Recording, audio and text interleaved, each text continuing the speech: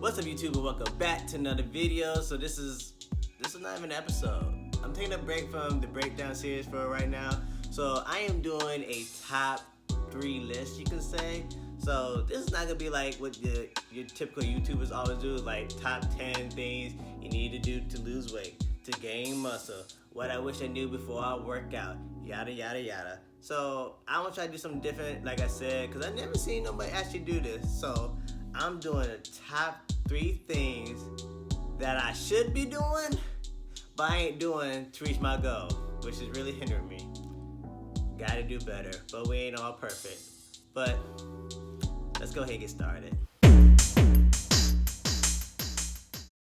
So first up on my list is very obvious because it's almost on everybody's top 10 list, and it's nutrition. What I mean by nutrition is I'm not consuming enough calories to reach the weight I want to be at. So a quick little education right now.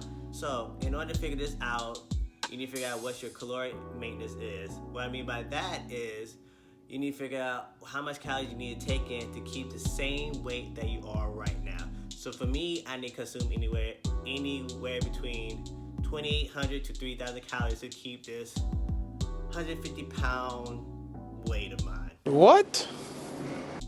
Yes, I'm 150 pounds. I have no idea where people think that I weigh 175-ish. Not me. That'd be kind of nice, but not right now. And my goal right now is try to reach to like 160, 165. So in a way to figure out your maintenance calories, there's like many different things you can do. Like there's education, an equation you could put in, and then what I do in my hospital that I work in, we got something called a bod pod. So a bod pod reminds me of that little healing capsule that Goku and Vegeta used to use when after a long ass beating they get and you gotta heal up. That's what it reminds me of.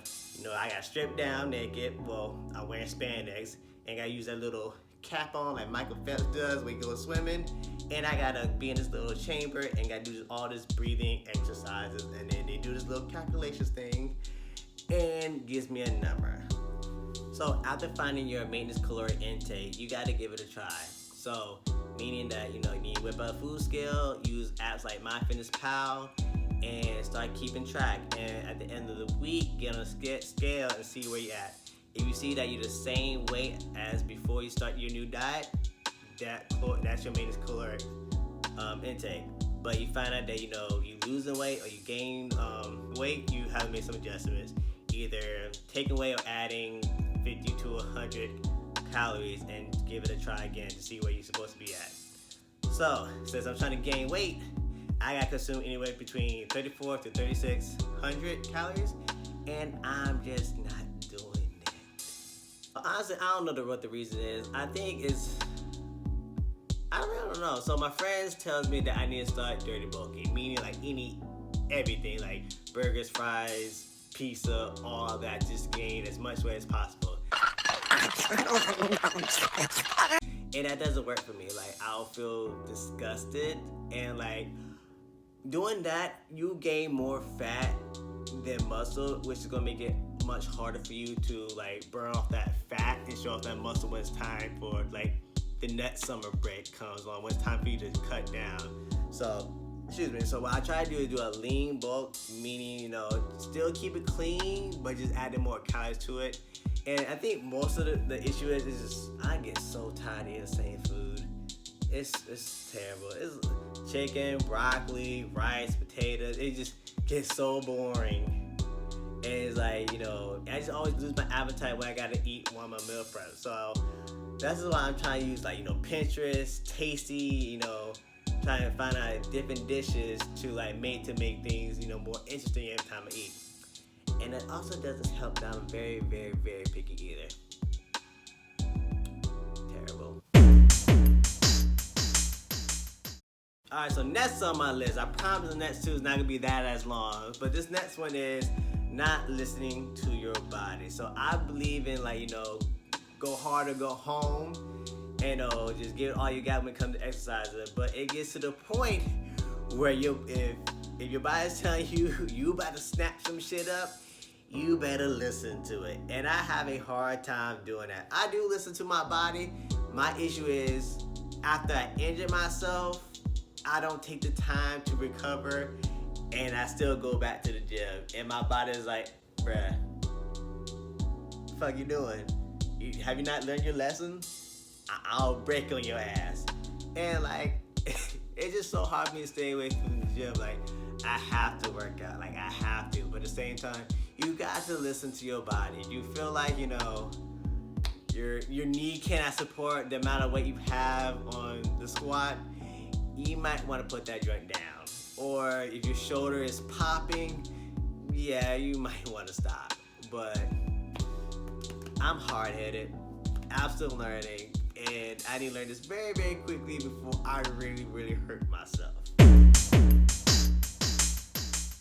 Alright, so lastly, it is warming up and cooling down before and after a workout. And this is very iffy because I have been improving on this. So what I have been improving is when it comes to my lower body. So I really have bad knees. I mentioned in my video a while ago that I have injured my groin during a skating.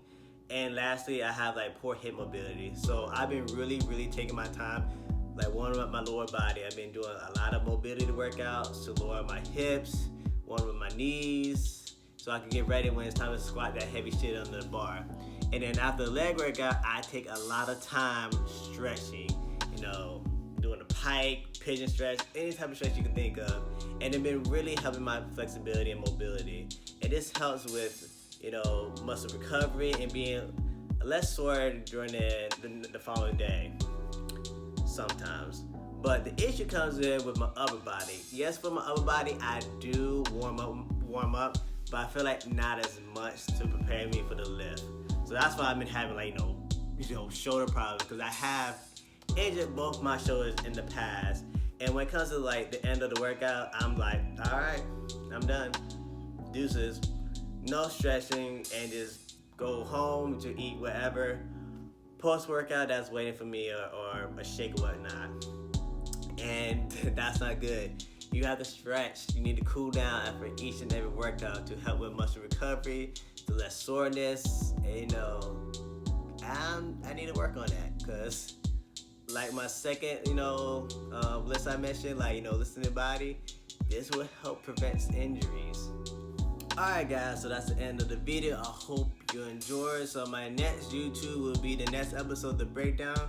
I haven't decided who I want to do the next video on, but I'm still thinking about it. You can always leave a comment below to give me your thoughts on who I should try. But if you enjoyed this video, give it a thumbs up, like, share, and subscribe, and I'll see y'all next time.